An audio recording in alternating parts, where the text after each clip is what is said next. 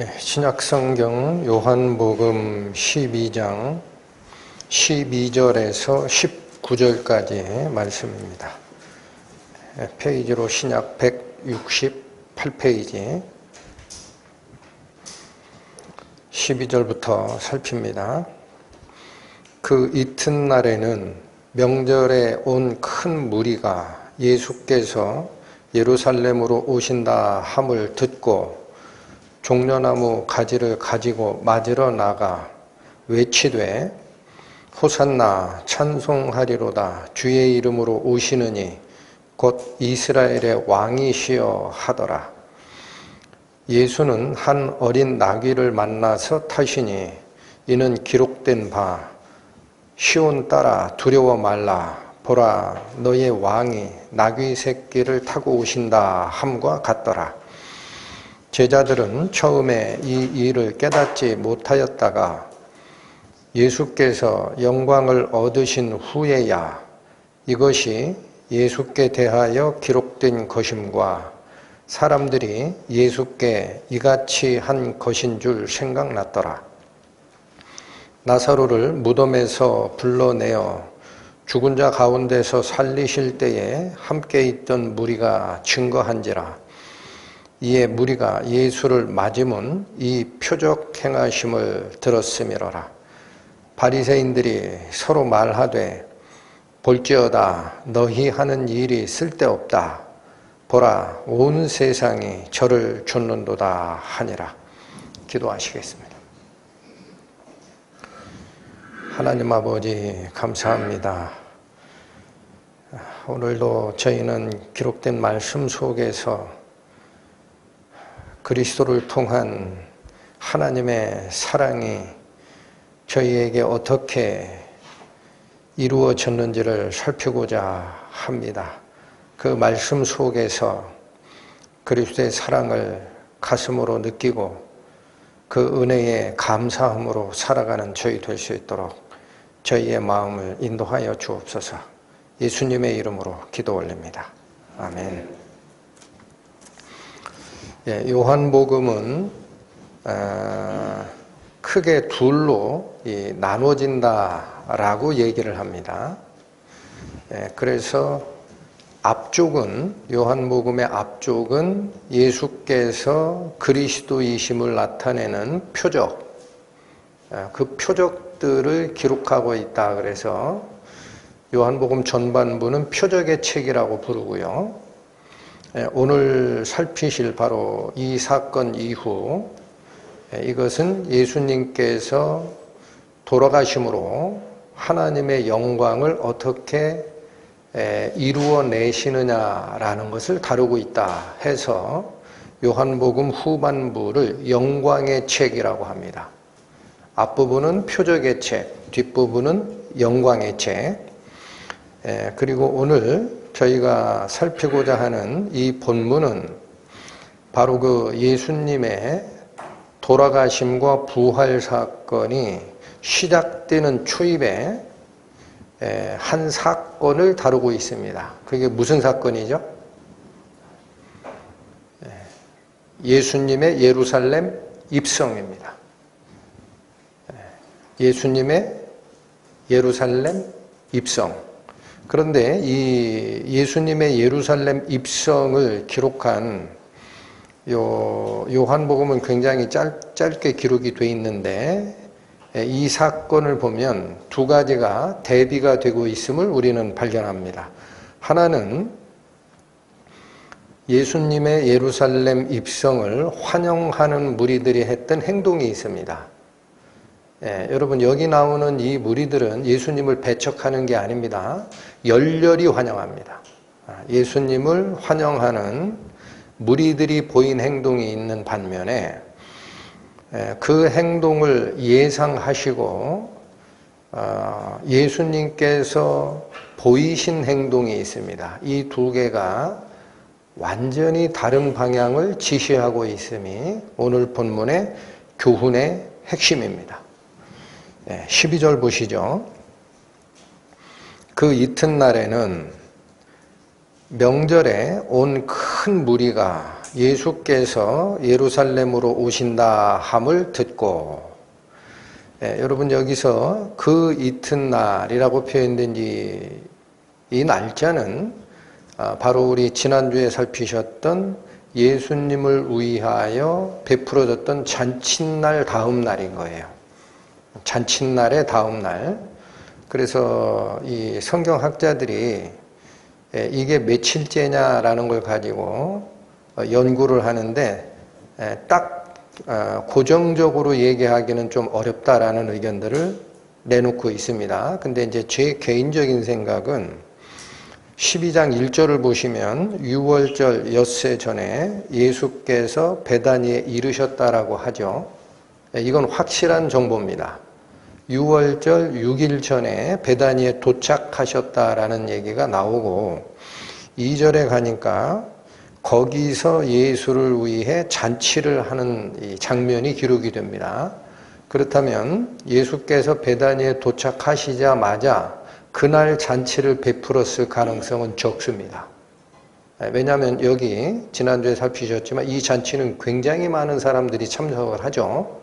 그래서 이 어느 집에서 잔치를 열 거냐, 어떻게 음식 조달을 할 거냐라는 등등의 준비가 필요하기 때문에 저는 개인적으로 예수님의 잔치는 그 다음날 이루어졌다라고 생각합니다. 그러니까 지금 예수님의 예루살렘 입성이 일어나는 이 12절의 그 이튿날이라는 것은 6일 전에 예수님이 베다니에 도착하셨고 예수님을 위한 잔치가 그 다음날 5일 전에 있었다면 예루살렘 입성은 언제 있었던 사건이다? 4일 전에 있었던 겁니다. 이건 참고만 하세요. 어쨌든 잔칫날 다음날 그 이튿날에 명절에 온 큰 무리가 예수께서 예루살렘으로 오신다 함을 들었다라고 합니다. 그렇다면 여기 이 명절에 온 큰 무리라는 이 사람들은 누군가요? 11장 55절, 56절을 다시 보세요.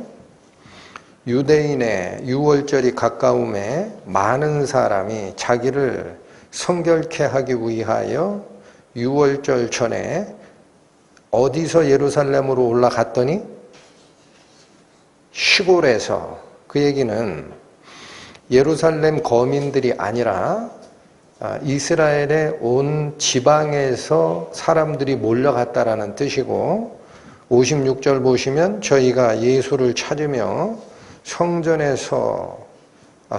서서 서로 말하되 너희 생각에는 어떠하뇨? 저가 명절에 오지 아니하겠느냐라고 토의를 했던 사람들입니다.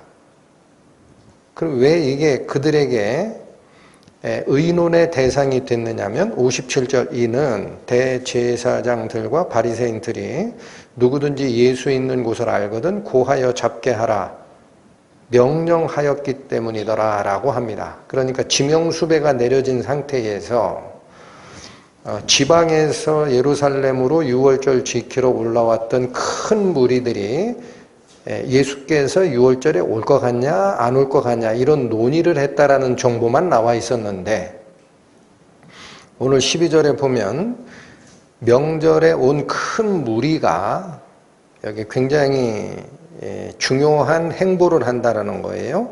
예수께서 예루살렘으로 오신다라는 소식을 듣고 13절 종려나무 가지를 가지고 맞으러 나갔다라고 합니다. 그러니까 군중들은 지명수배를 내린 대제사장과 바리새인들의 명을 따라요 반대편 예수님을 선택해요?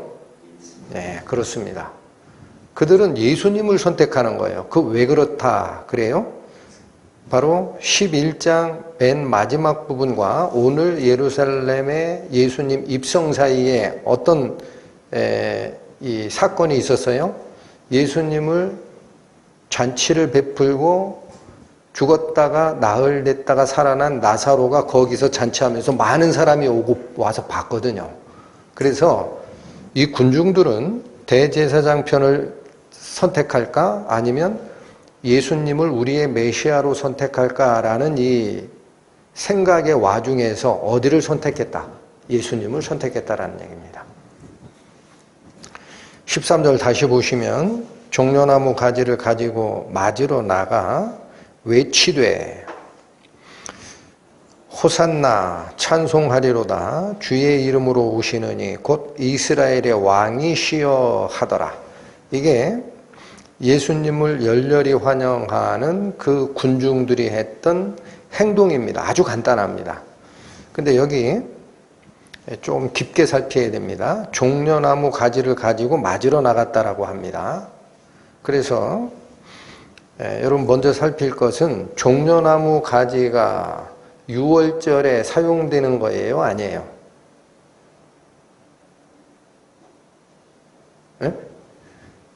구약 성경에 보면은 종려나무 가지는 유월절하고는 아무 관계가 없어요. 언제 사용되는 거냐? 초막절에 사용됩니다. 초막절은 언제라고 그랬죠?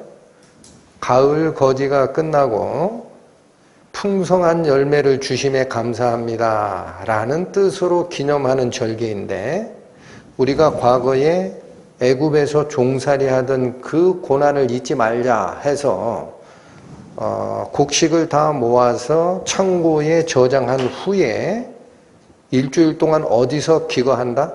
천막을 치고 기거하는 거. 그래서 그걸 초막절이라고도 하고, 가을 거지를 끝내서 창고에 저장한 절기다. 그래서 수장절이라고도 합니다. 추수감사절이에요.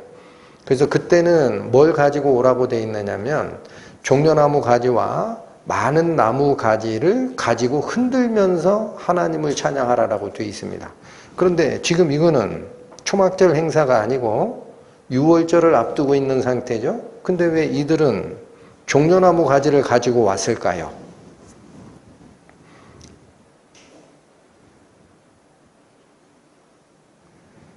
이건 이스라엘의 역사적 의미가 있습니다. 여러분, 우리 요한복음 10장 제가 설명을 드릴 때 수전절 말씀을 드린 적이 있습니다. 기억하십니까? 도와드립니다. 기억을. 10장에 관련된 설교도 오늘 이후에 가서 다시 들으십시오. 수전절이라는 게 어떤 사건이냐면 이스라엘의 7절기가 아니라고 그랬어요. 구약의 절기가 아니고 예수님 오시기 전에 165년 전에 이스라엘 근방을 다스리던 왕조가 있습니다. 그래서 그 왕조의 왕이 에피파네스라는 안티오쿠스 4세라는 이름으로 불렸던 에피파네스라는 왕인데, 이 왕이 이스라엘 위쪽 시리아 지역을 다스리던 왕인데 애굽을 치러 내려갈 정도로 강했어요. 그 왔다 갔다 하다 보니까 중간에 이 이스라엘 나라를 통과하잖아요. 근데 여기 와 보면은 얘네들은 하나님만 섬긴다고 하고 자기에 대해서 경배심이 없어요. 그래서 이 안티오쿠스 4세, 개인 이름으로는 에피파네스라는 왕이 이건 버릇을 좀 고쳐야 되겠다 해가지고 이스라엘 성전 마당에다가 제우스 신상을 세우게 하고 경배하게 합니다. 그리고 돼지 피를 그 제단에 드려라라고 요구를 합니다. 그러니까 돼지 피는 하나님을 섬기는 구약을 따르는 유대인들 입장에서는 부정한 거잖아요. 그리고 어떻게 하나님의 성전에다가 이방 신상, 제우스 신상을 세워놓느냐 해가지고 제사장의 아들인 유다 마카비라는 사람이 분개를 해서 들고 일어납니다. 민중봉기를. 그래서 거의 2년 가까이 싸워요. 그래서 이겨버려요. 그 에피파네스라는 왕을 쫓아낸다고, 예루살렘 땅에서는. 그래서 성전을 회복합니다. 제우스 신상 없애버리고 돼지피 뿌리는 그런 걸 깨끗하게 정결케 합니다. 그래서 이걸 기념하는 절기가 수전절이라고 얘기를 했다. 기억나십니까? 이제 기억이 좀 드세요? 그래서 그걸 다른 말로 봉헌절이라고도 합니다. 봉헌절, 한우카. 제가 이 말씀을 다시 드리는 이유는 여기 보세요. 예수님 오시기 전 한 160년 전에 있었던 사건인데, 그때 유다 마카비라는 제사장의 아들들이 성전을 더럽히는 이방 왕의 핍박에 맞서서 대항해서 이겨버렸어요. 그리고 성전을 봉헌하면서 기쁨에 넘쳤던 이스라엘 그 군중들은 그때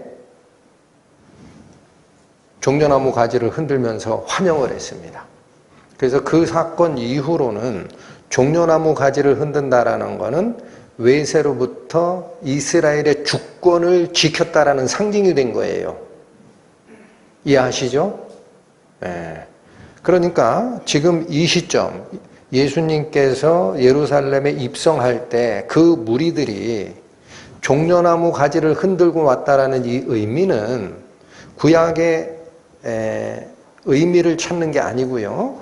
앞에 있었던 마카비 혁명을 생각하고 이들이 종려나무 가지를 흔들면서 예수님을 맞이했다라는 겁니다. 이해가 되시죠? 그러면 그들의 마음에는 무슨 생각으로 종려나무 가지를 흔들었느냐라는 거죠. 왜 흔들었을까요? 유다 마카비가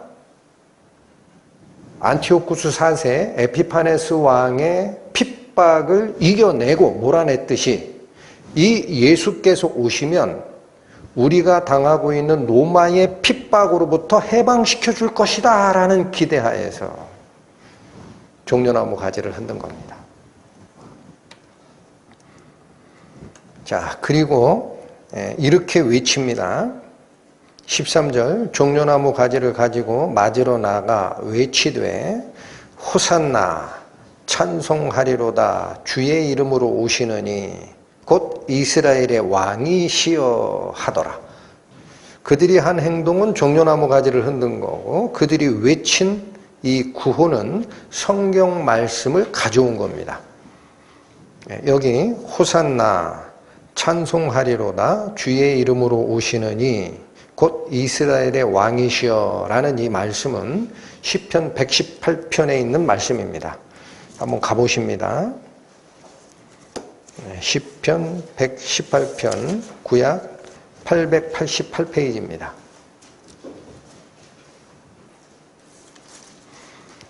시편 118편 25절 26절을 읽습니다. 여호와여 구하옵나니 이제 구원하소서. 여호와여 우리가 구하옵나니 이제 형통케 하소서. 같은 말씀을 반복한 거죠. 26절 여호와의 이름으로 오는 자가 복이 있으며 요 말씀이 있습니다. 여기서 다 따온 게 아닙니다. 이 군중들이 따온 성경 말씀은 25절에 보면 이제 구원하소서라는 말이 있죠. 이제 구원하소서라는 이 말이 구약이니까 히브리어예요. 그래서 구약 성경에 가보면 호시아나라는 말입니다. 호시아라는 게 여러분 이미 이 말을 드렸으니까 나중에 기억이 안 나셔도 괜찮습니다. 여러분 성경에 호세아서가 있죠. 이 호세아라는 것은 사람의 이름이라 명사입니다. 호세아라는 게 구원이라는 뜻이에요. 그럼 여기 이제 구원하소서라는 말이 호시아나라고 하는데 호시아라는 것은 구원하다라는 동사입니다. 호세아, 호시아 비슷하죠? 호세아는 명사, 호시아는 동사. 구원하다, 나라는 게 지금이라는 뜻이에요. 이제 구원하소서 호시아 나. 그런데 오늘 요한복음에는 이걸 뭐라고 읽어놨어요? 호산나. 이거는 히브리어를 헬라어 발음대로 그냥 적은 거예요. 그래서 원래는 호시아나, 이제 구하소서라는 뜻입니다. 그 말씀을 가져온 반면 26절에서는 여호와의 이름으로 오는 자가 복이 있으며 라는 이 말씀이 있죠. 이거를 요한복음에서는 뭐라고 군중들이 받았느냐면 찬송하리로다 주의 이름으로 오시는 이여 라는 거예요. 복이 있다라는 것은 찬양의 의미입니다. 여호와의 이름으로 오시는 이가 복이 있으며 라는 이 말을 요 유대 군중들, 오늘 본문의 유대 군중들은 뭐라고 얘기한 거다? 찬송하리로다 주의 이름으로 오시는 이여 라고 한 겁니다. 이해하시죠? 예. 그 군중들이 요 시편 118편에 기록된 성경 말씀을 가지고 와서 외친 겁니다. 그런데 거기 보면 오늘 본문의 13절에 보면 곧 이스라엘의 왕이시여라는 말이 덧붙여져 있습니다. 이게 처음에 이 성경 양쪽을 펴고 이렇게 비교해 보세요. 그러면 금방 눈에 안 들어오니까 집에 가셔서 다시 한번 복습하실 때 잘 보세요. 그래서 여호와의 이름으로 오시는 자가 복이 있으며 여길 때 이 여호와라는 말은 군중들은 그 하나님의 이름을 부를 수가 없어요. 내 하나님의 이름을 망령되이 일컫지 말라라는 명령이 있기 때문에. 그래서 그걸 대신 뭐로 바꾸는 거예요? 주라는 이름으로 바꾸는 겁니다. 주. 그래서 주의 이름으로 오시는 이여. 그가 복이 있도다라는 건 앞으로 간 거예요. 찬송할지어다라는 표현으로. 이해되셨죠?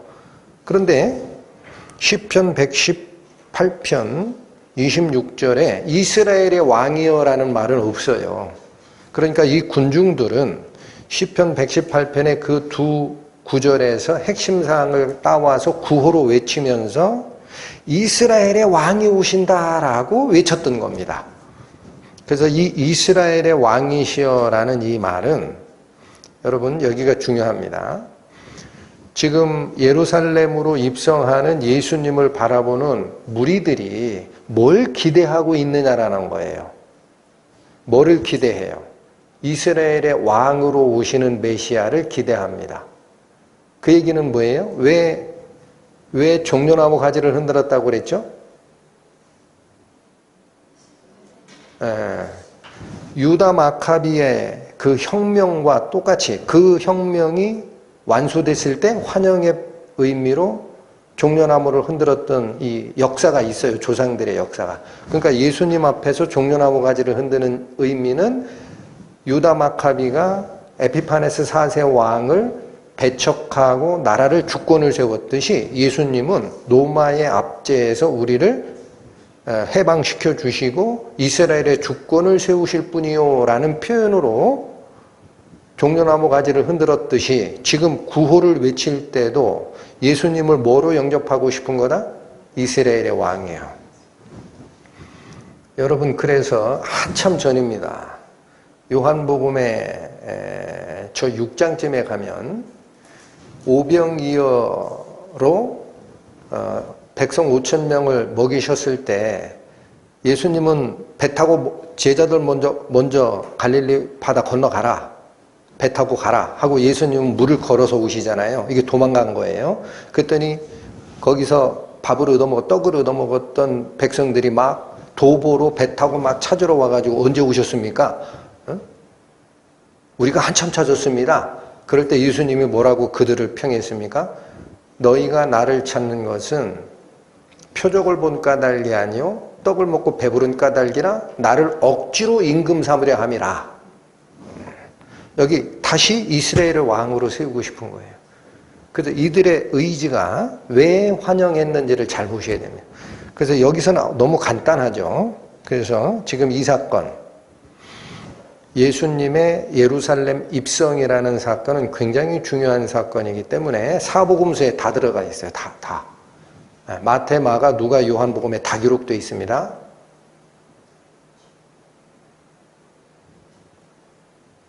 졸음 쫓으시고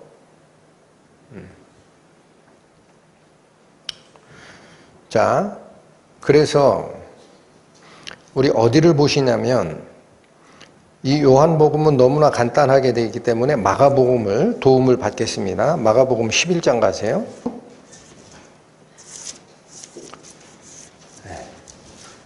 마가복음 11장 9절 10절을 보십니다. 73페이지 찾으셨죠? 9절 앞에서 가고 뒤에서 따르는 자들이 소리 지르되 호산나 찬송하리로다 주의 이름으로 오시는 이여. 여기는 딱 시편 118편에 기록된 그 핵심만 따왔죠. 그러고 끝난 게 아니에요. 10절을 보세요. 다시 얘기합니다. 뭐라고 얘기합니까? 찬송하리로다 오는 우리 조상의 다윗의 나라여.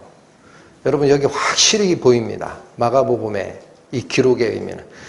그들은 시편 118편에 기록된 말씀을 그대로 따오고 나서 10절에 그들의 의지를 표현했어요. 뭘 찬양하고 싶다라는 거죠? 10절 찬송하리로다 오는 우리 조상 다윗의 나라여. 네, 여러분 그러니까 군중들이 뭐를 기대한 거예요? 다윗의 나라가 오고 있다라는 거예요. 다윗의 나라가 오고 있다. 그럼 그게 무슨 뜻일까요? 여러분 다윗은 하나님이 아브라함에게 약속했던 이 땅을 너와 너의 후손에게 주리라 한 그 영역을 최초로 완전하게 수복한 왕입니다.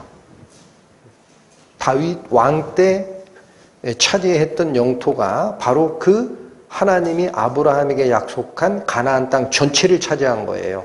그래서 그 안에 미리 살고 있던 백성들 다 내쫓고 이스라엘의 전 영토를 수복한 주권의 왕, 그게 다윗 왕입니다. 그러니까 그 다윗의 왕, 다윗의 나라가 오고 있다라는 뜻은 무슨 뜻? 지금 예수님 당시에는 주권 국가가 아니잖아요. 로마의 압제를 받고 있죠. 식민지죠. 그러니까 예수님을 다윗이 회복한 이스라엘의 주권과 영토를 회복할 바로 그 통치자요라고 찬양을 한 겁니다. 분명해지죠?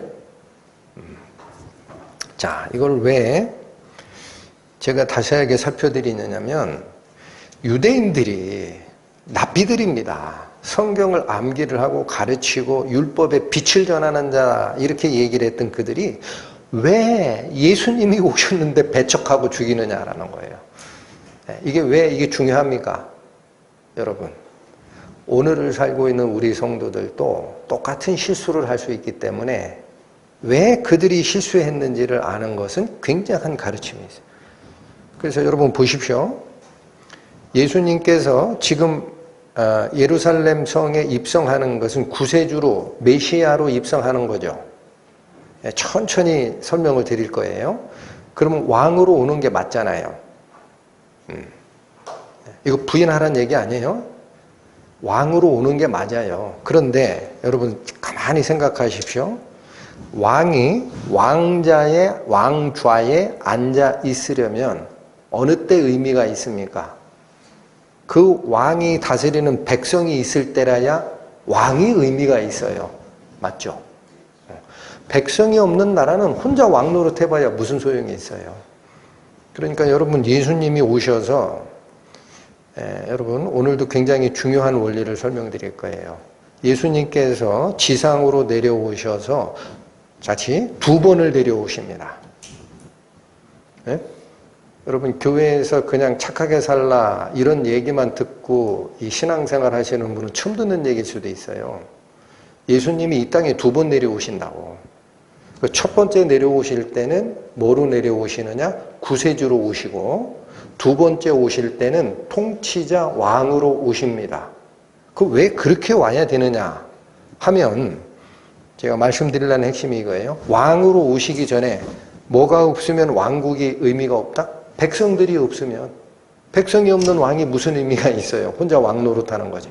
그러니까 메시아가 지상에 오셔서 하시는 일의 첫 번째는 백성들을 만들어내는 일을 하셔야 됩니다. 아니 목사님 이상하시네. 우리 사람들은 하나님이 만든 하나님의 형상을 닮은 존재이고 전부 하나님의 백성 아닙니까? 이렇게 질문하시는 분이 있을 수 있습니다. 맞아요, 틀려요? 아직 한 가지를 잊으신 거예요. 하나님이 세상을 창조하시고 인간을 만드실 땐 그게 맞죠. 그러나 인간이 하나님을 버리고 도망갔는데 무슨 백성이에요? 유괴범인데, 유괴범 쫓아갔는데 뱀. 그러니까 이 자들은 나를 버리고 도망갔으니 하나님의 백성이 아니에요. 되찾아와야 됩니다. 그게 백성을 다시 만들어내는 작업인데 어떻게 해야 만듭니까? 여러분 여기 다 잊어먹으셔도 이거 꼭 기억하셔야 돼요. 하나님의 백성을 만드시는 작업은 저쪽에 있는 애를 불러오는 게 아닙니다. 하나님이 다시 낳으십니다. 어떻게 만드신다? 하나님이 다시 낳으십니다. 그래서 born again이라는 말을 써요. 아멘. 하나님이 다시 낳으셔야 백성이 돼요. 그래서 여기 다시 보세요. 이사야 53장 가세요. 구약 1032페이지입니다. 이사야 53장 1032페이지 10절. 여기가 굉장히 중요하고도 어려운 메시아 예언에 관한 성경 말씀인데 10절 보시면 여호와께서 그로 상함을 받게 하시기를 원하사. 여기서 그는 메시아 예수입니다. 구세주로 오실 그를 대신 상함을 받게 하시기를 원했다라고 합니다. 왜 이랬을까? 질고를 당케 하셨은즉. 자, 여기까지만 하면은 메시아를 보내서 성부 하나님께서 메시아를 보내서 메시아가 고난당하게 했다. 그러니까 뭐 고생 좀 하나 보다라고 하는데 그게 아니에요. 이 질고가 어느 단계에 가느냐? 그 영혼을 뭘로 드리기에 이뤄야 된다? 속죄제물로 드려야 돼요. 그러면 이 영혼이 생명입니다. 그럼 그 메시아가 와서 어떤 고난을 당하느냐면 자기 생명을 속죄제물로 바치는 상태까지 돼야 된다. 이게 죽어야 되는 거예요. 거기에 이르게 되면 여기 굉장히 중요합니다. 이 상태가 되어야만 그가 뭐를 보게 된다라고 해요? 그 씨. 여러분 수련회 때도 말씀을 드렸어요. 여기 씨라는 것은 후손이라는 단어랑 같은 거예요. 그러니까 메시아가 세상에 오셔서 대신 고난을 당하게 하는데 어느 단계까지 하나님께서 고난을 요구하시느냐? 내 생명을 대신 죽어라라는 거예요. 그래 그렇게 된 후에라야 너의 후손이 태어날 거다라는 거예요. 여러분 이게 무슨 말이에요? 한 알에 밀알이 땅에 떨어져 죽지 아니하면 한 알 그대로 있지만 죽으면 많은 열매를 맺느니라. 예수님의 죽음이 생명의 씨가 심겨져서 그 생명의 씨를 이식받은 사람들의 영이 살아납니다. 이게 본 어게인의 역사고 그렇게 해서 다시 낳는 후손들이 생긴다라는 거예요. 아멘. 이게 메시아가 이 땅에 오셔서 행하시는 첫 번째 역사입니다. 그게 예수님의 출임입니다. 네. 여러분 그래서 이 영적 비밀을 모르는 분은요, 2000년 전에 이스라엘에 왔다간 그 공자나 맹자나 이런 분하고 비슷한 그 성인을 왜 자꾸 신으로 섬기느냐 그러는데요. 그렇게 하는 분은 기독교의 근처도 못 간 사람이에요. 그분이 하나님의 아들로 내려오신 건데 또 오십니다. 아멘. 여기부터 안 믿어. 혹시라도 영상으로 이 설교를 듣는 분들은 자기 신앙을 점검하시기를 부탁드립니다. 예수님 다시 온다라는 사실을 모르고 있으면은요, 하나님의 생명 근처도 못 간 분이에요. 저는 확신합니다. 예수님 다시 오십니다. 그래서 이번엔 뭘로 오십니까?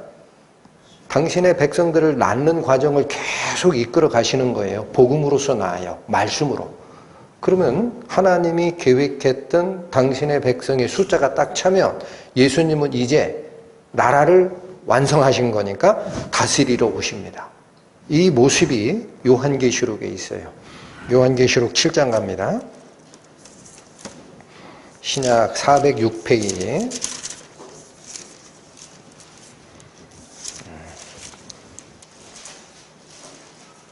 신약 406페이지 요한계시록 7장 9절부터 봅니다. 찾으셨습니까?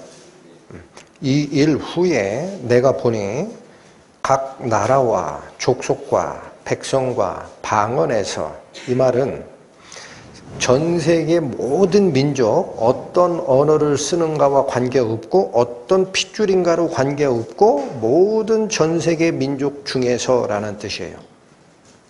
이스라엘만 구원하는 게 아니에요. 전 세계 민족 중에서 아무라도 능히 셀 수 없는 큰 무리가 흰옷을 입습니다. 여러분, 이 흰옷은 의미가 뭐죠? 깨끗한 옷, 죄가 사라진 의의 겉옷을 입은 자들. 흰옷을 입고 손에 무엇을 들고? 여러분, 여기서 종려나무 가지가 나와야 돼요. 이게 승리의 표시라는 말이에요. 손에 종려 가지를 들고 보좌 앞과 어린 양 앞에 서서 큰 소리로 외쳐 가로되 구원하심이 보좌에 앉으신 우리 하나님과 어린 양에게 있도다 하니.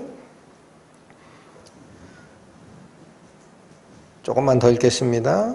모든 천사가 보좌와 장로들과 네 생물의 주위에 섰다가 보좌 앞에 엎드려 얼굴을 대고 하나님께 경배하여 가로되 아멘. 찬송과 영광과 지혜와 감사와 존귀와 능력과 힘이 우리 하나님께 세세토록 있을지로다. 아멘 하더라. 장로 중에 하나가 응답하여 내게 이르되 흰옷 입은 자들이 누구며 또 어디서 왔느냐? 내가 가로되 내 주여 당신이 알리이다 하니 그가 나더러 이르되 이는 큰 환난에서 나오는 자들인데, 잘 보세요. 흰옷의 의미가 나옵니다. 어린 양의 피에 그 옷을 씻어 희게 한 자들이다. 그러니까 여러분, 예수님이 두 번 오신단 말이에요. 첫 번째는 당신의 피로 생명을 이 땅에 있는 사람들에게 주시기 위해서 죽으셔야 됩니다.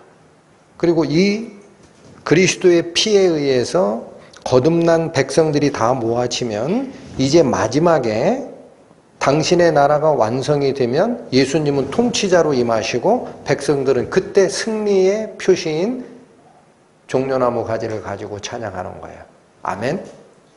이게 시기가 유대인들 그 당시, 오늘 본문으로 오세요. 이 사람들이 착각한 거예요. 한마디로 예수께서 첫 번째 이 땅에 오심을 왕으로 오시는 메시아로만 착각한 거다. 그러나 하나님의 시간표는 어떻게 돼 있다? 첫 번째 오실 때는 왕으로 통치하러 오는 게 아니고 당신의 생명을 땅에 심으셔서 그 생명으로 거듭나는 당신의 백성을 만드는 작업을 위해서 오신 거다. 종려나무 가지는 언제 흔든다? 왕으로 오실 때, 완성됐을 때 승리를 표시하는 거다. 여러분, 본문 14장 14절로 갑니다. 다시 요한복음으로 오십시오. 그래서 예수님의 예루살렘 입성을 열렬히 환영했던 이들은 왕으로 오시는 메시아를 기대하고 했는데 14절 가니까 예수님께서 보여주시는 시청각 교육이 나옵니다. 제가 뭐라고 표현하고 있어요, 지금? 말로 해서는 못 알아들으니까 시청각 교육을 해주세요. 그래서 14절에 보면 예수는 한 어린 나귀를 만나서 타시니라고 간단히 돼 있죠. 자, 이 얘기입니다. 13절에 예수님을 환영한 무리들의 한 행동이 있어요. 그게 종려나무 가지를 흔드는 거고, 한 말은 뭐냐? 이스라엘의 왕 다윗의 나라가 오고 있으니 우리가 메시아를 환영합니다 라는 말을 했습니다. 근데 예수님도 두 가지를 합니다. 14절에서는 행동을 하시고 15절에서는 이 의미가 이런 것이다 라고 얘기를 합니다. 근데 14절 어떤 행동하시느냐 봤더니 예수는 한 어린 나귀를 만나서 타셨다라고 합니다. 너무 간단하게 써 있어요. 그래서 원문을 쫓아 들어갔더니 14절의 맨 앞에 접속사가 하나가 있는데 그게 생략이 되어 있습니다. 번역 과정에. 그 접속사가 무슨 접속사냐 했더니 헬라어로는 데라는 접속사입니다.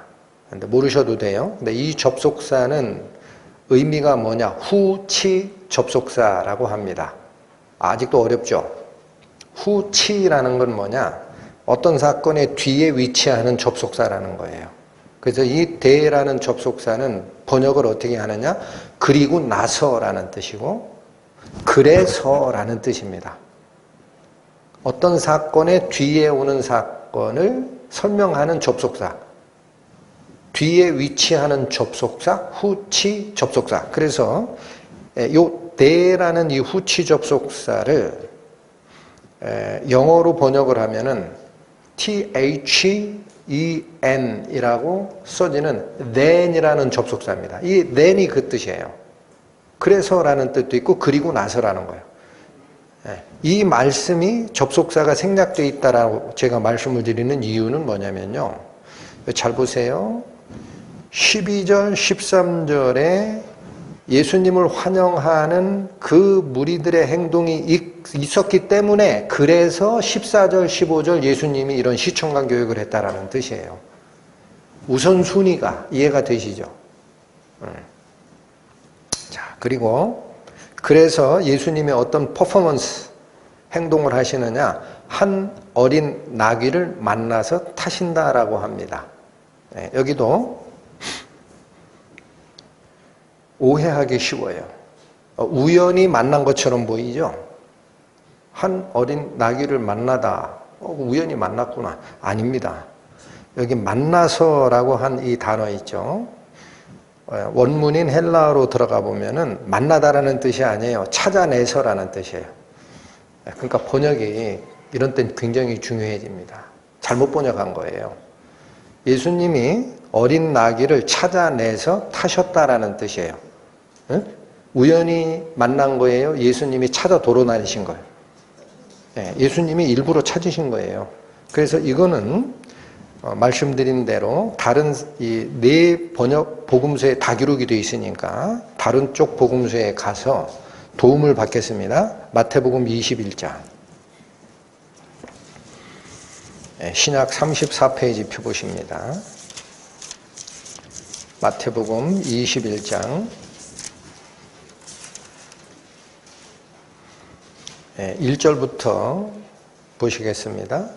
저희가 예루살렘에 가까이 와서 감람산 벳바게에 이르렀을 때에 예수께서 두 제자를 보내시며 이르시되 너희 맞은편 마을로 가라. 곧 매인 나귀와 나귀 새끼가 함께 있는 것을 보리니 풀어 내게로 끌고 오너라. 만일 누가 무슨 말을 하거든 주가 쓰시겠다 하라. 그리하면 즉시 보내리라 하시니. 여러분 이게 우연히 만난 거예요? 예수님이 미리 제자 둘을 불러서 지시해서 그 나귀 가지고 와라 라고 하십니까? 예수님이 미리 준비하신 거죠? 그래서 그대로 합니다. 6절 다시 갑니다. 제자들이 가서 예수의 명하신 대로 하여 나귀와 나귀 새끼를 끌고 와서 자기들의 겉옷을 그 위에 얹음에 예수께서 그 위에 타시니 무리의 대부분은 그 겉옷을 길에 펴며 다른 이는 나뭇가지를 베어 길에 펴고 앞에서 가고 뒤에서 따르는 무리가 소리질러 가로되 호산나 다윗의 자손이여 찬송하리로다 주의 이름으로 오시는 이여 가장 높은 곳에서 호산나 하더라. 이렇게 기록되어 있더란 얘기예요. 그러니까 여기 잘 보십시오. 예수님은 미래를 내다보십니까? 못 내다보십니까? 하나님의 아들 당연히 내다보십니다. 그래서 유대인들이 예수님을 환영하는 이 모습을 예상하신 거예요. 나를 임금 삼으려고 또 할 거다. 그래서 그걸 어떻게 교육을 할까 하고 미리 생각하시고 제자들에게 여기로 가면 어린 나귀 한 마리가 있을 거다. 그럼 끌러와라. 주인이 왜 끌르느냐라고 하면 주님이 쓰시겠다 하면 풀어줄 거야. 해서 가지고 왔다라는 거예요. 이제 이해가 되시죠? 그래서 요한복음에 만나서 타시니라고 번역된 그 만나다라는 이 단어는 번역의 실수입니다. 제가 보기에. 찾아내셔서 타신 겁니다. 일부러 알고 찾아내신 거예요. 거기 가면 이런 나귀 새끼가 있을 것이다 라고 해서 찾아내신 겁니다. 자, 근데 여기 다시 보십시오. 그러면 예수님께서 지금 예루살렘 성으로 입성하는 과정에 왕으로 지금 오신다라고 합니다. 왕으로. 그러면 탈라 그러면 뭘 타셔야 될 것 같아요? 왕의 품위에 맞는 동물을 타셔야지. 최소한 말을 타셔야지. 말도 무슨 말을 타셔야 될까요? 그냥 남들 타는 검정말, 얼룩말 타면 폼이 안 나요. 속칭. 흰말 타셔야 돼. 그렇게 들어가셔야 되잖아. 왕의 입성인데. 근데 말은커녕 뭐를 탔다? 나귀. 그것도 어떤 나귀? 어린 나귀. 이게 무슨 말일까? 다시 보십시오. 오늘 본문 요한복음 12장 14절. 예수는 한 어린 나귀를 찾아내서 타시니, 어린 나귀라고 하죠. 여기도 요한복음의 이 말씀은 너무나 압축되고 간단합니다. 다시 도움을 받습니다. 마가복음 11장 찾아보십니다. 페이지로 72페이지. 마가복음 11장 2절 보시면 이르시되 너희 맞은편 마을로 가라. 그리로 들어가면 곧 아직 아무 사람도 타보지 않은 나귀 새끼의 매여 있는 것을 보리니 끌고 오라. 여기 마가복음에 보면은 이 나귀가 새끼 나귀인데 아직 아무 사람도 타보지 않은 상태다라고 얘기를 합니다. 그렇죠? 그리고 아까 찾으셨던 마태복음 다시 한번 갑니다. 마태복음 21장 34페이지 찾아가십니다. 마태복음 21장 5절에 보시면 이렇게 얘기합니다. 시온의 딸에게 이르기를 네 왕이 내게 임하나니 그는 겸손하여 나귀 곧 멍에 매는 짐승의 새끼를 탔도다. 이렇게 얘기를 합니다. 그러니까 여기 마가복음과 마태복음에서 이 어린 낙이라고 요한복음에 기록된 이 짐승의 상황을 두 가지 정보를 주는 거예요. 하나는 뭐다? 아직 아무 사람도 타보지 않은 나귀 새끼다. 또 마태복음에서는 멍에를 매는 짐승의 새끼다라고 표현합니다. 그게 무슨 말일까요? 여러분 성경에서 이 사용되는 언어들은 굉장히 중요한 의미를 가지고 연결을 시켜줍니다. 여기 다시 한번 보세요. 이건 안 찾겠습니다. 민수기 19장에 가보시면은 이스라엘 백성들이 평소 생활하다가 부정한 것을 만지거나 내가 더럽혀졌다라고 하면은 깨끗함을 받는 방법을 제시한 게 있어요. 어떤 방식을 쓰느냐면 붉은 암송아지를 전체를 잡아서 태웁니다. 그 재를 만들어서 보관하고 있다가 그 붉은 암송아지를 태운 재를 물에다가 섞어요. 그럼 뭐가 돼요? 잿물. 그 잿물을 바르면 깨끗해진다라는 규례가 있어요. 기억하시나요? 근데 그 붉은 암송아지를 어떤 암송아지를 선택하게 하느냐? 아직 멍에 매지 아니한 완전한 붉은 암송아지를 쓰라라고 합니다. 여러분 천천히 오세요. 오늘 예수님이 타신 어린 낙이라고 표현된 요한복음의 이 표현은 마가복음과 마태복음의 설명대로 하면 아직 아무 사람도 타보지 아니한 낙이 멍에 매는 짐승의 새끼라고 표현된 짐승을 탄다라는 거예요.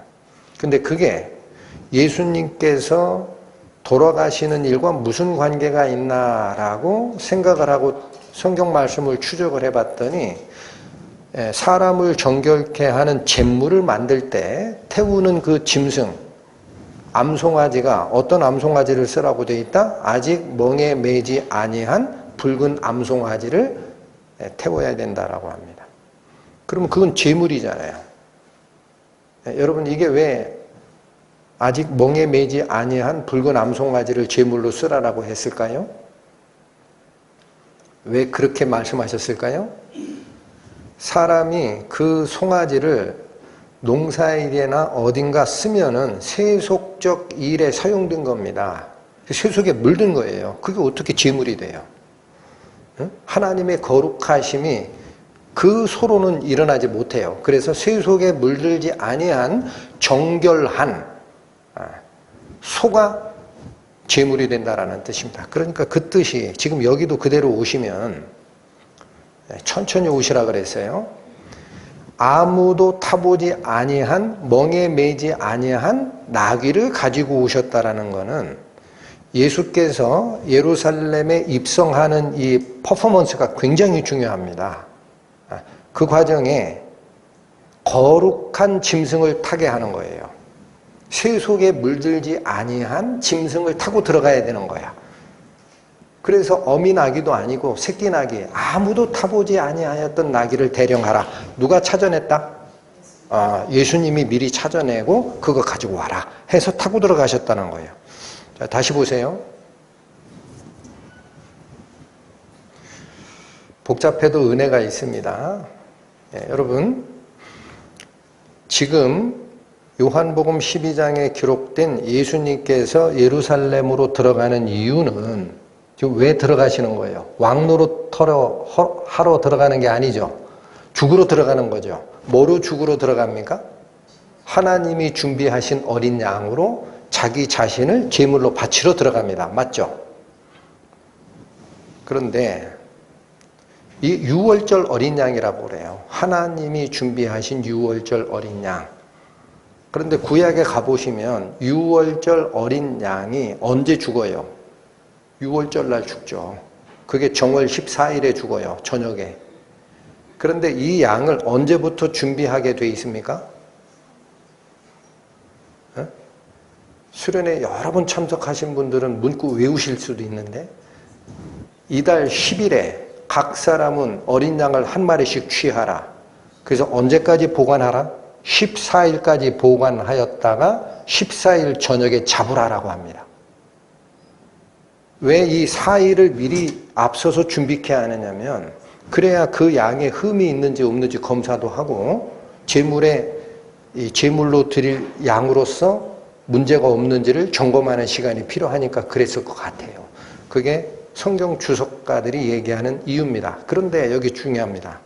예수님이 지금 사람이 잡아서 바치는 유월절 양이 아니라 누가 준비한 어린 양으로 죽으러 가는 준비 과정에 있죠.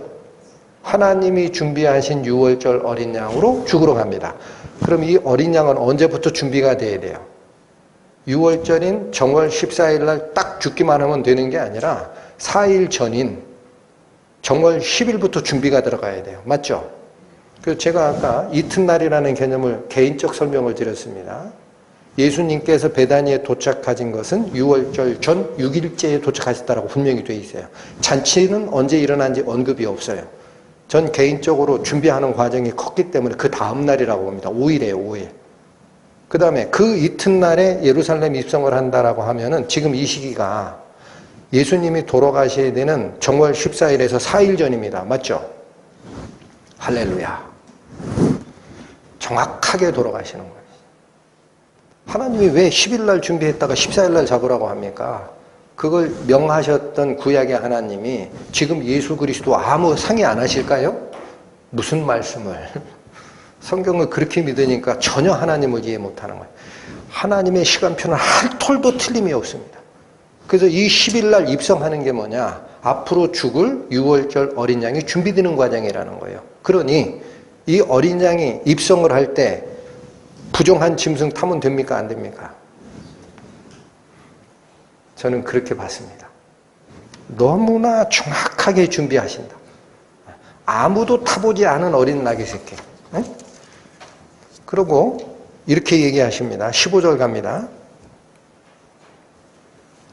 15절 이는 왜 이렇게 어린 나귀를 찾아내서 타셨느냐라는 설명입니다. 이는 기록된 바 시온 따라 두려워 말라 보라 너희의 왕이 나귀 새끼를 타고 오신다 함과 같더라. 자, 예수님께서 어린 나귀를 타고 예루살렘에 입성하는 이 사건은 예수님이 단독적으로 결정한 게 아니라는 거예요. 기록된 성경의 예언을 성취하는 과정이었다라는 겁니다. 기록된 바가 그 뜻입니다. 이 성경이 어디에 기록됐을까 하고 봤더니 스가랴서에 나옵니다. 갑니다. 스가랴서 9장.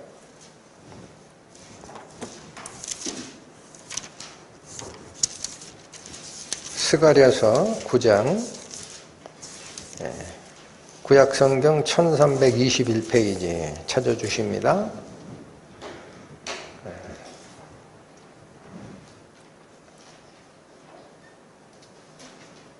9절 보십니다. 스가랴 9장 9절. 시온에 따라 크게 기뻐할지어다. 예루살렘에 따라 즐거이 부를지어다.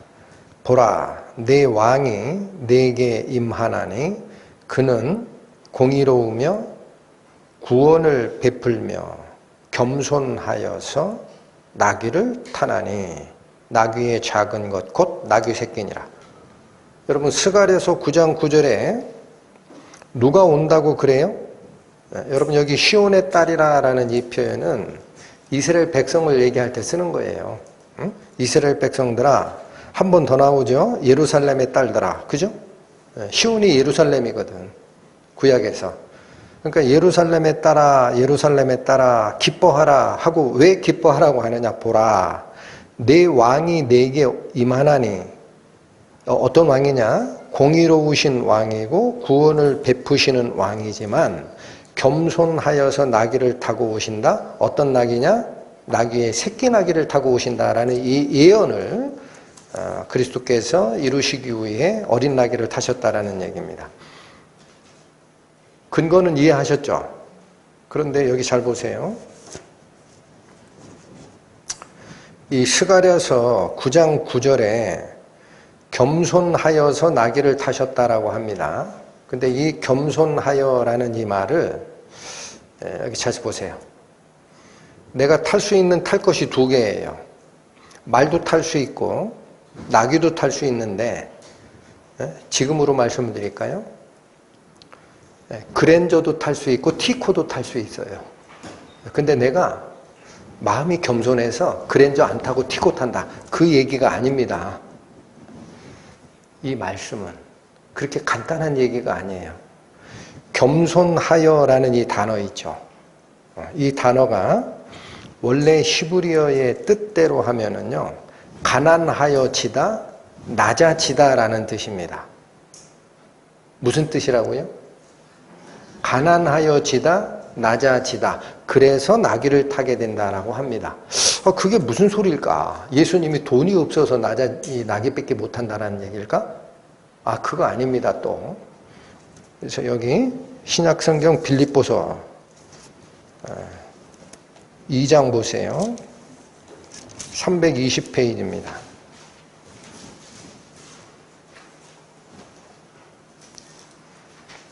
빌립보서 2장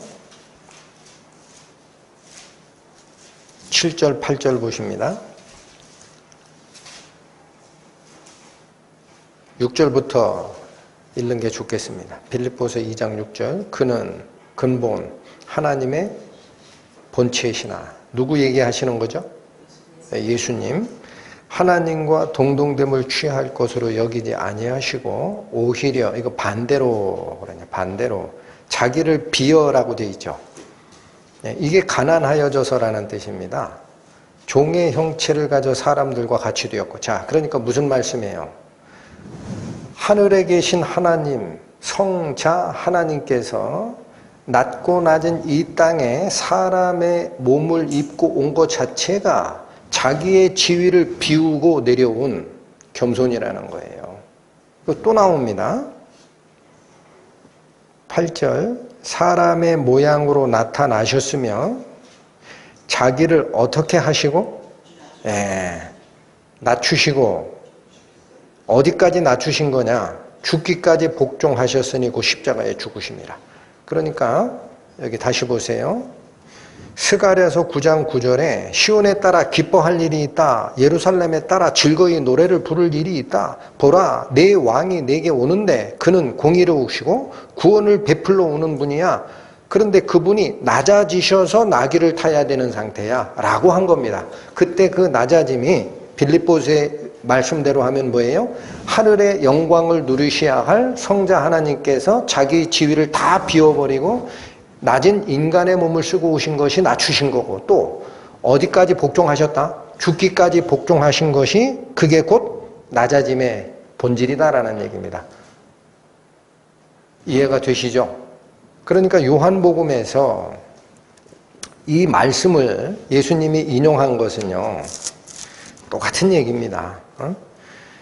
예수께서 한 어린 나귀를 찾아내서 타시는 퍼포먼스를 했고, 15절에 스가랴 9장 9절에 이 예언대로 한 거야 라고 설명을 하지만 이 예언의 본질적 취지는 방금 설명드렸던 거 다시 얘기하는 거예요. 예수 그리스도가 구세주로서 이 세상에 오실 때는 첫 번째는 뭐 때문에 오신다? 왕으로 오시는 게 아니다 그래요. 왕으로 오시는 게 아니고 자기 생명을 다른 사람들의 생명의 씨로 뿌리려고 죽으시러 온다 그래요. 그래서 이 제물이 되려면 어떻게 와야 돼요? 여러분 다시 집중. 예수님이 제물이 되려면 하나님의 아들, 성자 하나님, 영이신 하나님 상태로 이 땅에 오면 제물 됩니까? 안 됩니까?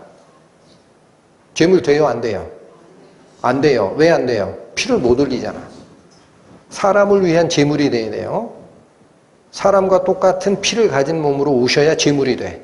그래서 이 사람의 몸으로 낮춰서 오시고 죽기까지 낮추셨다라는 그 말은 제물이 되시려 성육신 하시고 성육신한 상태에서 죽어야만 하기 때문에 말을 탈 수 없는 상태라는 거예요. 여기까지 이해하셨죠? 그럼 다시 보세요. 우리가 알고 있는 쉬운 말로 할게. 여러분, 말은 언제 사용되는 동물입니까? 말. 전쟁 때 씁니다. 소는 밭갈이 할 때 써요. 말은 뭐예요? 전쟁할 때 써요. 그래서 구약 성경에 애굽을 의지하지 말고 애굽의 말을 의지하지 말라라고 하는 것은 군사력을 얘기할 때 써요. 아시죠? 나귀는 언제 씁니까? 전쟁할 때 안 씁니다. 평상시에 사람 타고 다닐 때 또 짐 실을 때 씁니다. 그러니까 말은 전쟁 도구를 상징하고 또 말을 타고 입성한다라는 것은 정복자로서, 정복 군주로서 어느 성에 들어갈 때 쓰는 퍼포먼스예요. 근데 나귀를 탔다는 얘기는 전쟁 시가 아니라 평상시에 하는 행위고, 아까 말씀드린 대로 6월절 어린 양으로 준비된 예수께서 6월절 정월 10일에 준비된 양으로 입성하기 위해서는 아무도 타보지 아니한 새 속에 물들지 아니한 운송수단을 이용하셔야 된다. 그래서 했다라는 얘기를 드렸습니다. 이해가 되시죠? 그러니까 여러분, 성경은 한 톨도 오류가 없어요. 한 톨도. 그래서 그게 목사님 스가랴 9장 9절 겸손하여 나귀를 타시나니 라는 말씀이 그런 뜻이 맞습니까? 라고 또 질문하시는 분이 있을까봐 다시 한번 갈까요? 스가랴 9장 또 가보세요. 1321페이지입니다. 스가랴 9장. 우리가 9절을 읽었죠? 9절부터 다시 한번 읽고 갈게요. 시온에 따라 크게 기뻐할지어다. 예루살렘에 따라 즐거이 부를지어다. 보라, 내 왕이 내게 임하나니 그는 공의로우며 구원을 베풀며 겸손하여서 나귀를 타나니 나귀의 작은 것 곧 나귀 새끼니라. 10절 갑니다. 내가 에브라임의 병거와 예루살렘의 말을 끊겠고, 여러분 여기 굉장히 특이한 얘기 나와요. 여기 이방 군대의 군사력을 없애겠다라는 뜻입니까? 이스라엘의 전쟁력을 없애겠다라는 뜻입니까? 이스라엘이에요. 에브라임의 병거와 예루살렘의 뭐를 끊어버리겠다? 말. 이게 짐승 말입니다. 타는 말. 그게 전쟁이에요. 그러니까 9절에 낙이 타고 오시는 예수님은 전쟁으로 오는 예수님 아니라는 거예요. 정복자로 오는 분이 아니다라는 거예요. 오히려 그걸 없애고, 더 읽겠습니다. 전쟁하는 활도 끊으리니 그가 이방 사람에게 무엇을 전할 것이요? 여러분 확실하죠? 그래서 이 나귀를 타고 오는 예수님을 스가랴 9장에 예언한 것은 정복전쟁을 하러 로마의 지배하에 있던 이스라엘을 전쟁으로 물리쳐내고 다윗의 옛 나라를 회복하러 오는 그 퍼포먼스를 할 왕이 아니라는 거예요. 구원을 베풀러 오시는 왕이시고, 그래서 오히려 에브라임과 이스라엘의 군사력을 없애고 이방에 평화를 전하러 오는 그분이다라는 뜻입니다. 자, 다시 한번요. 똑같은 얘기 지금 세 번째 하는데, 구세주 메시아 예수께서 이 세상에 몇 번 오신다? 2번. 첫 번째는 당신의 백성을 당신의 생명으로 낳아야 하기 때문에 죽으러 오신다. 한 알의 밀알이 땅에 떨어져 죽지 아니하면 한 알 그대로 있지만 죽으면 많은 열매를 맺느니라. 그래서 오신다. 두 번째는 뭐 하러 오신다? 당신의 백성들이 다 모아치면 이젠 뭘로 오신다?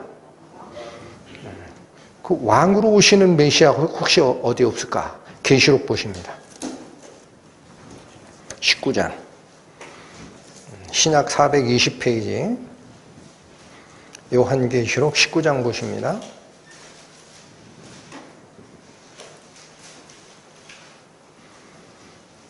11절에서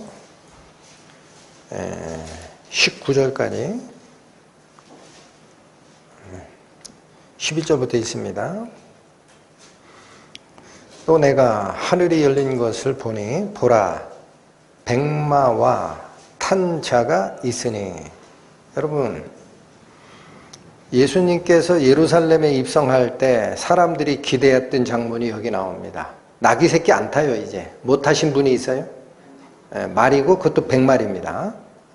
존귀를 상징하는 백마와 탄자가 있으니 그 이름은 충신과 진실이라. 그가 공의로 심판하며 싸우더라. 아까 스가랴서 9장 9절에 그는 공의로우시며 구원을 베푸시는 자다 이렇게 돼 있죠. 이거 심판자로 쓰실 예수 그리스도입니다. 12절 그 눈이 불꽃 같고 그 머리에 많은 면류관이 있고 또 이름을 쓴 것이 하나가 있으니 자기밖에 아는 자가 없고 또 그가 피 뿌린 옷을 입었는데 그 이름은 하나님의 말씀이라 칭하더라.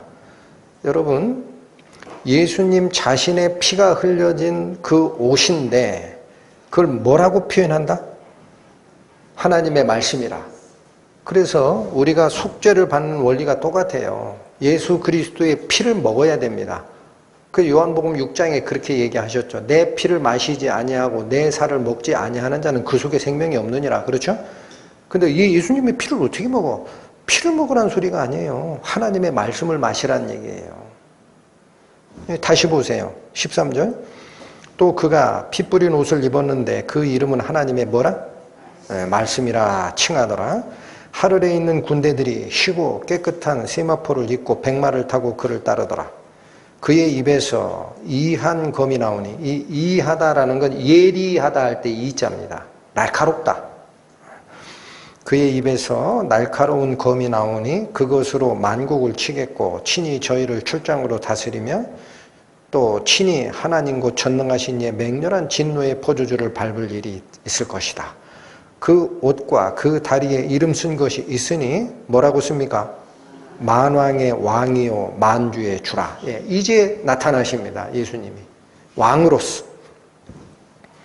17절 또 내가 보니 한 천사가 해에서 서서 공중에 나는 모든 새를 향하여 큰 음성으로 외쳐 가로되 와서 하나님의 큰 잔치에 모여 왕들의 고기와 장군들의 고기와 장사들의 고기와 말들과 그 탄자들의 고기와 자유한 자들이나 종들이나 물은 대수하고 모든 자의 고기를 먹으라 하더라.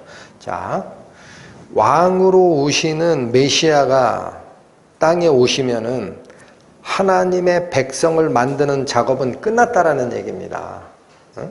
당신의 백성을 낳는 작업이 끝났기 때문에 이제는 왕으로 통치하러 오시는데 이제는 죽으러 오시는 게 아니에요. 뭐 하러 오세요? 심판하러 갈라냅니다.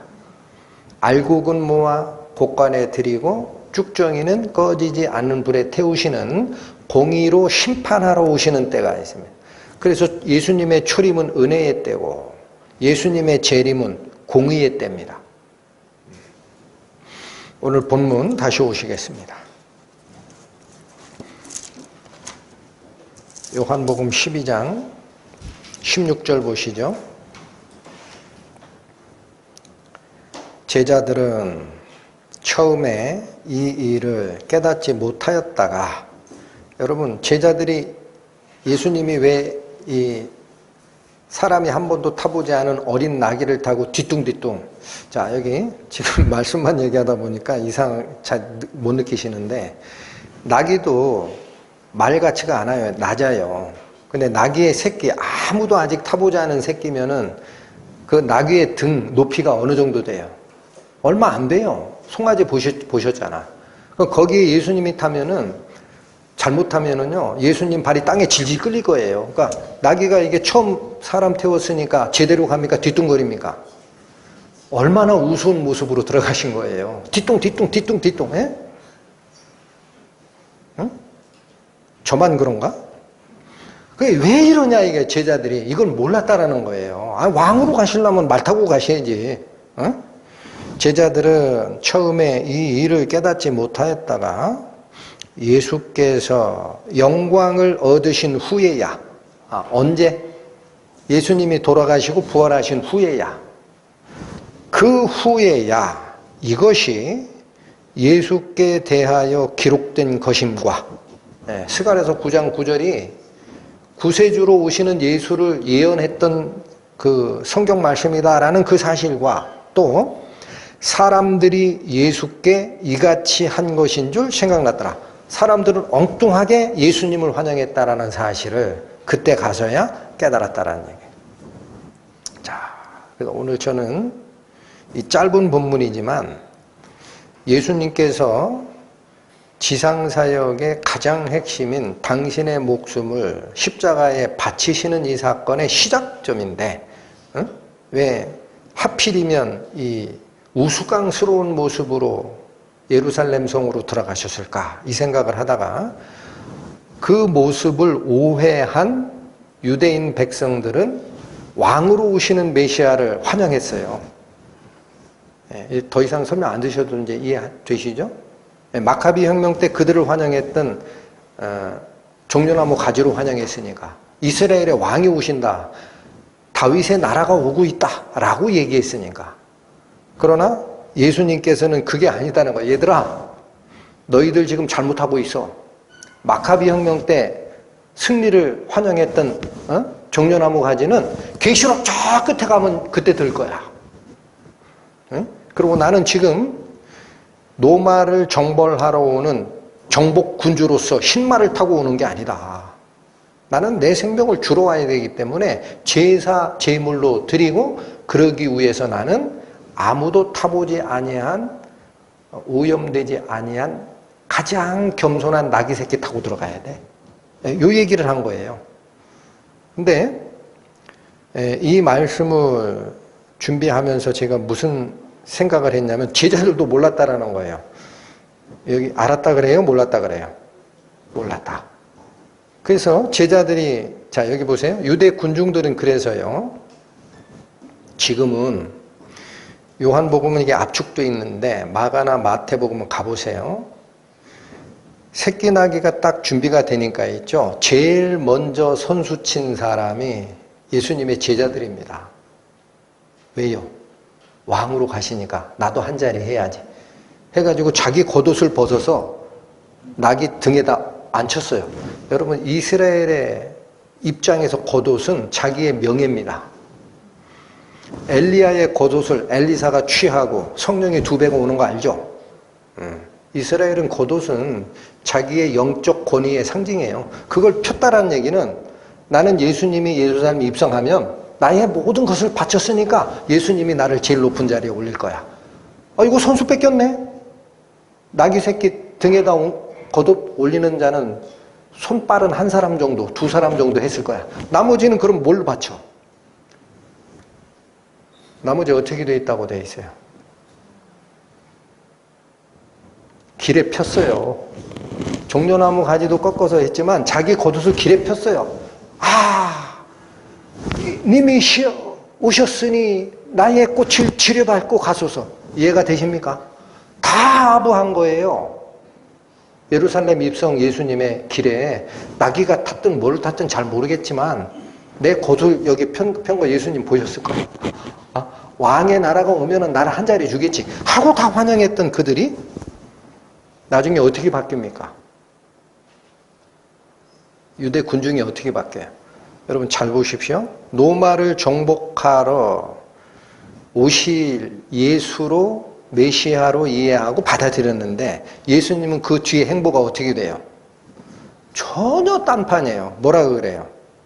예, 여러분 다음 주에 살필 겁니다. 이 세상에서 자기 생명을 미워해야 해 이런 헛소리나 하고 있단 말이에요. 유대인들이 보기에 뭔 소리야? 로마하고 싸워야 되는데 야 군사 좀 일으키자. 장군 나와라. 응? 여기 말 타는 사람 재주 있는 사람 나와라. 뭐 조직하고 이럴 줄 알았더니 이 세상에서 자기 생명을 미워해야 돼. 이 사람이 무슨 말을 하는 거야? 쓸데없는 말을 하네. 그럼 내가 잘못 생각한 건가? 하다가 로마 병정들에게 채찍 맞는 모습 보죠. 야, 로마를 이기긴커녕 병사 하나도 지금 대항 못하나 이 예수가. 에라, 내가 잘못 선택했네. 진작에 지명수배 내렸던 대제사장 편에 쓰는 게 맞구나 해가지고 빌라도 법정에서 어떻게 바뀌어요? 이 군중들이 십자가에 못 박으소서, 십자가에 못 박으소서. 왜 그때 확 바뀝니까? 반대편에 잘못 섰다라는 거예요. 대제사장 편에 서야 되는데 이제라도 확 내가 대제사장에 충성하는 모습 보이자 다 걸렀다. 돌아가잖아요. 군중들이. 자, 내가 생각하는 예상 어떤 복이 있어요. 복. 그것과 다른 현상이 발생되면은요, 사람들은 자기가 잘못했구나라고 돌아보는 능력이 제가 지금까지 경험한 걸로는 없습니다. 자기를 돌아보질 않고요, 다른 데 줄을 댑니다. 사람들만 그랬느냐? 지자들도 똑같아요.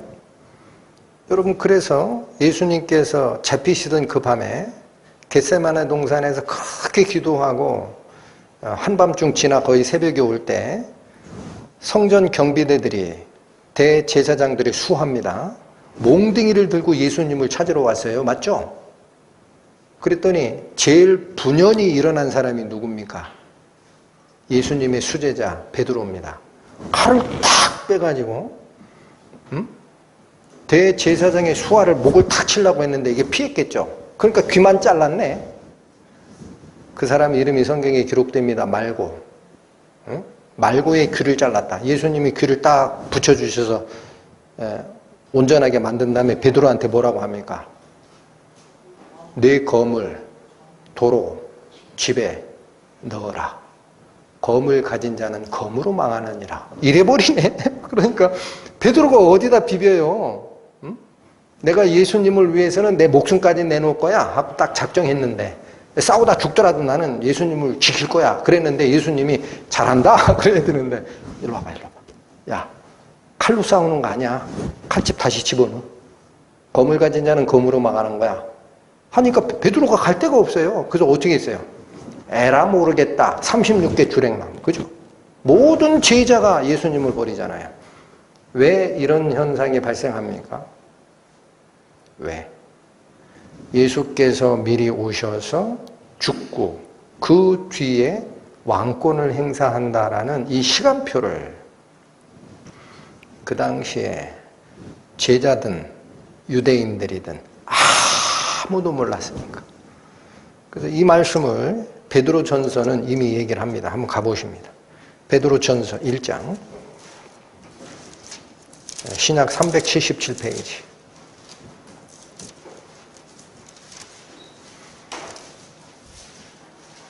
베드로전서 1장 10절과 11절 봅니다. 10절 이 구원에 대하여는 너희에게 임할 은혜를 예언하던 선지자들이 연구하고 부지런히 살폈다고 합니다. 그러니까 예수님께서 가져오실 구원이 언제 어떻게 이루어질 건가, 이것을 아주 열심히 연구했던 선지자들이 11절 자기 속에 계신 그리스도의 영이 그 받으실 고난과 후에 얻으실 영광을 미리 증거하여 어느 시 어느 어떠한 때를 지시하시는지 상고하니라. 이 말이 좀 어렵죠? 선지자들이 능력이 많아서 학술적으로 연구하는 게 아니에요. 11절은 그 선지자들 속에 예수 그리스도의 영이 있었다라는 겁니다. 모든 성경은 하나님의 영의 감동을 받아서 이루어지기 때문에, 아멘? 그래서 자기 속에 예수 그리스도의 영이 있기 때문에 이 영의 조명을 받아서 그 받으실 고난이 언제고 후에 얻으실 영광은 언제가 될지, 어느 시 어느 때인지 깊이 연구했다라는 거예요. 그래도 몰랐다라는 거예요. 이 세상의 관원들이 이 사실을 알았다면 주를 십자가에 못 박지 아니하였으리라.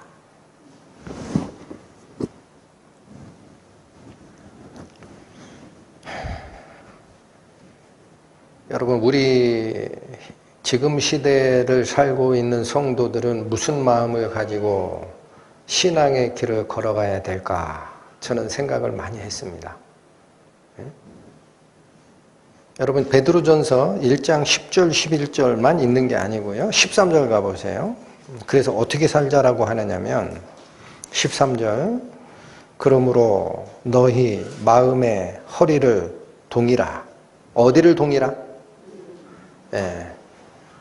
여러분 혁대조이라는 게 아닙니다. 마음이 느슨해졌다라는 거예요.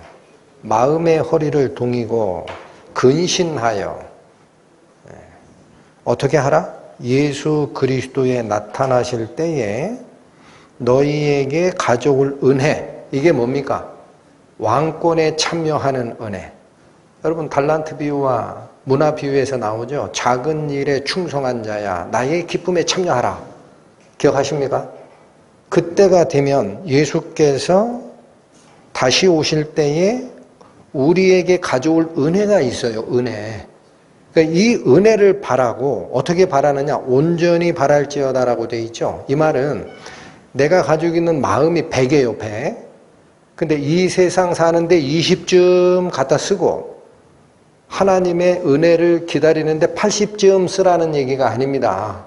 온전히 바라라라는 얘기는 마음의 100%를 거기로 집중하라라는 얘기예요. 그럼 이 세상은 어떻게 살아요? 먹고 사는 건 어떻게 하고, 사업은 어떻게 하며, 돈은 어떻게 벌고, 자녀들 장래는 어떻게 합니까? 어떻게 합니까?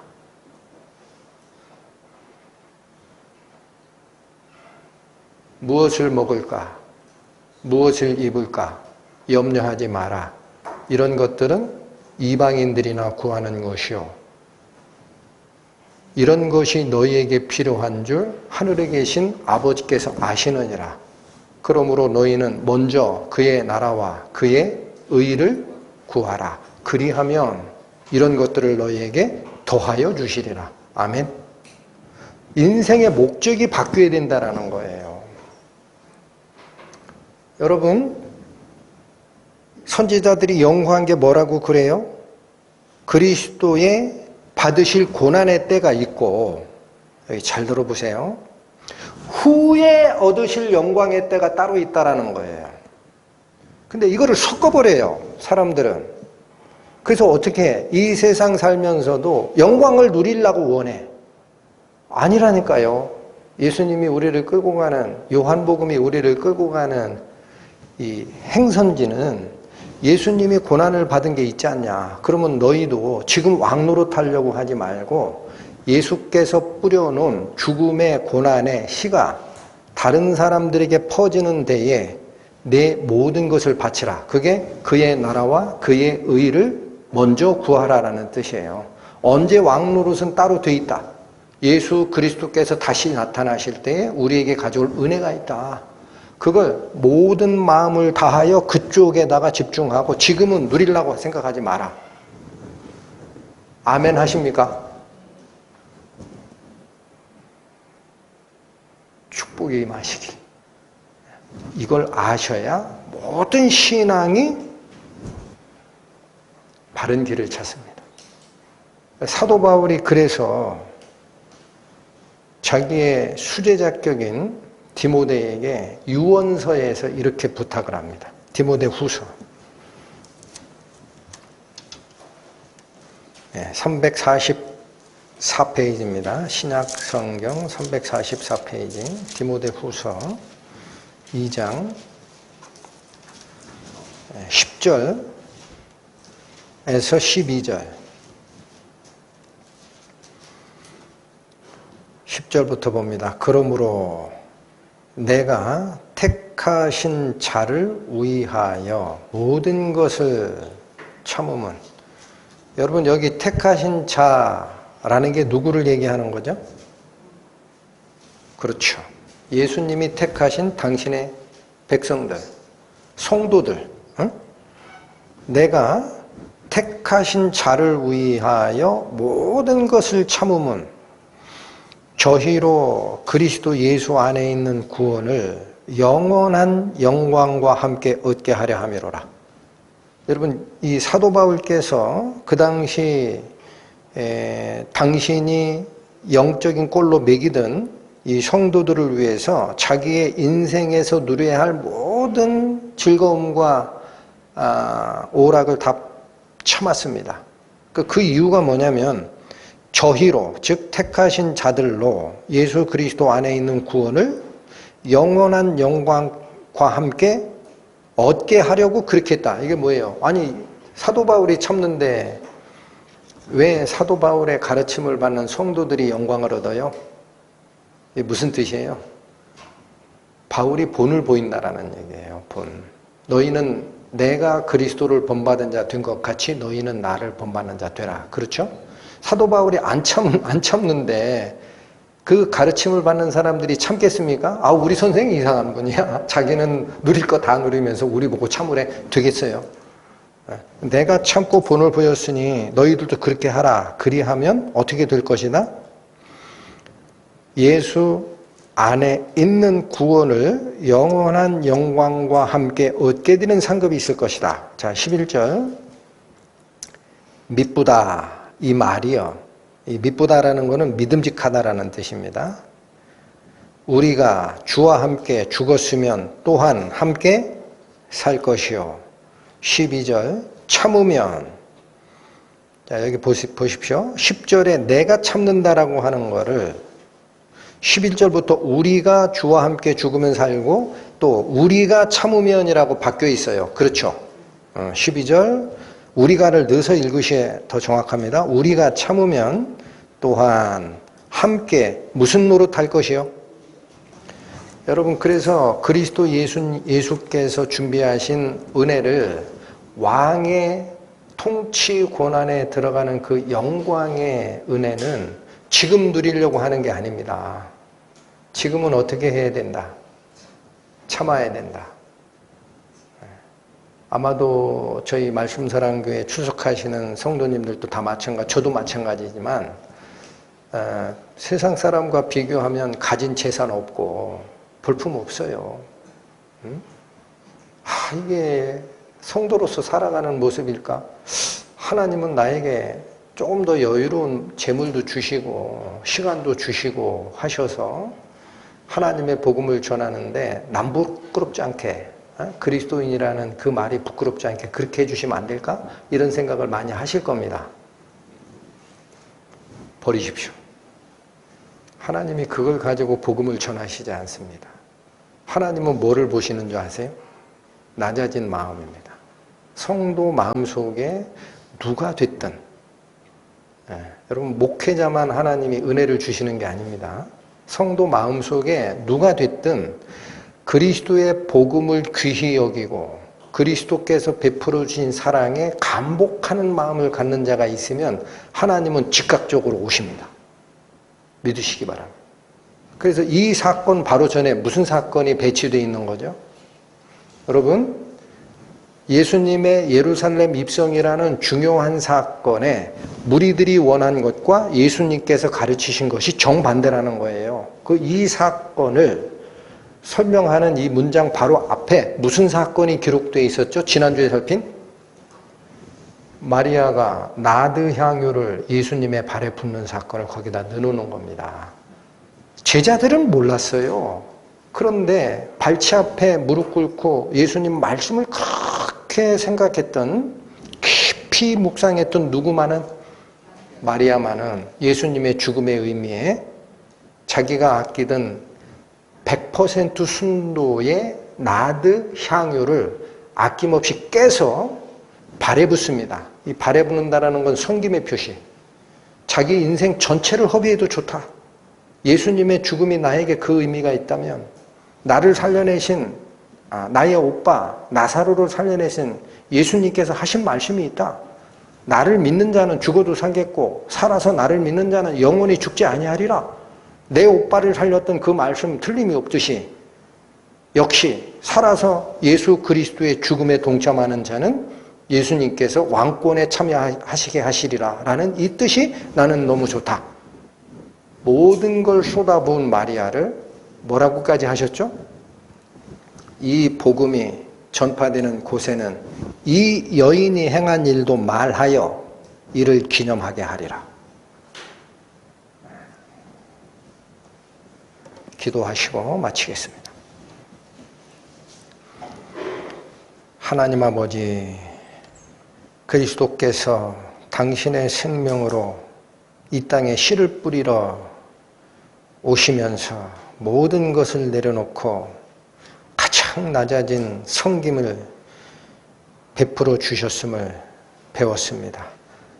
우리 오늘 배웠던 이 본문에 예수님을 헛된 영광으로 맞이했던 유대인들이 범했던 그 실수, 저희 성도들은 범하지 않도록 성령께서 저희 마음에 함께하여 주시고, 지금 저희가 처한 상황 걱정하고 무릎에 힘 빠진 성도 있다면 주님의 은혜로 그 무릎에 힘을 공급하여 일으켜 세우시고 기쁨으로 하나님의 복음 외치는 자 될 수 있도록 은혜를 더하여 주옵소서.